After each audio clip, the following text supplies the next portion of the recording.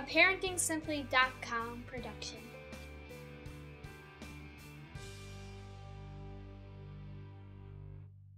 I grew up with three sisters, so sports to us was sprinting to the mall for the latest sale, racing out of the kitchen before my mother could catch us for dishwashing duties, and slam dunk.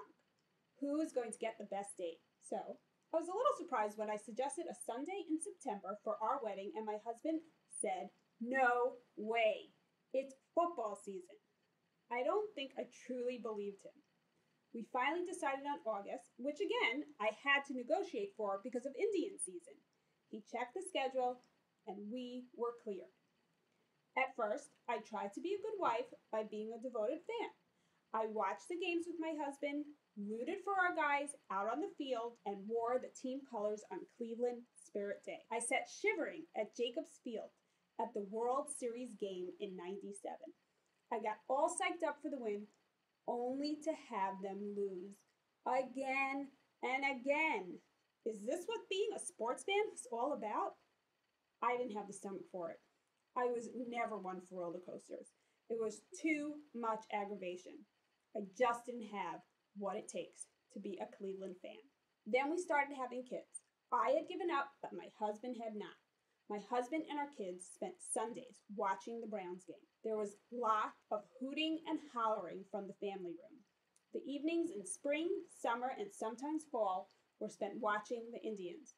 I am not sure when they had time to watch the Cavs, but they did.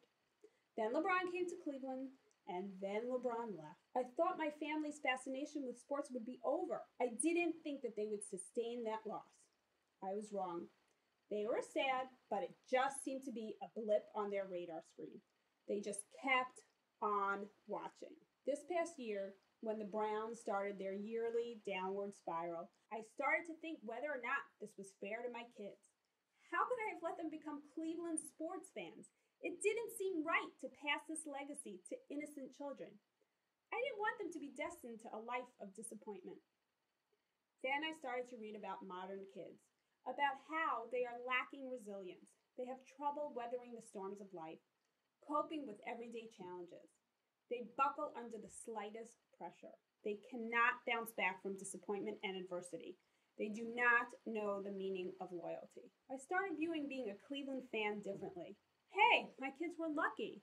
Being a fan of a losing team builds resilience. Being a fan of 3 losing teams really builds resilience. My kids are getting lots and lots of lessons in being resilient.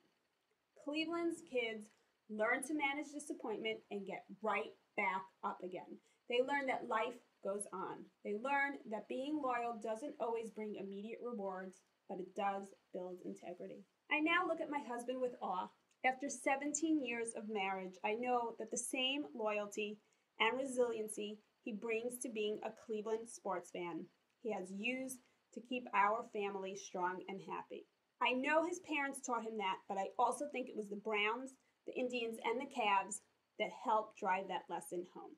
So don't worry, you Browns, you Indians, and you Cavs. Just keep on losing. And fans, keep up your loyal devotion and pass it on to your kids.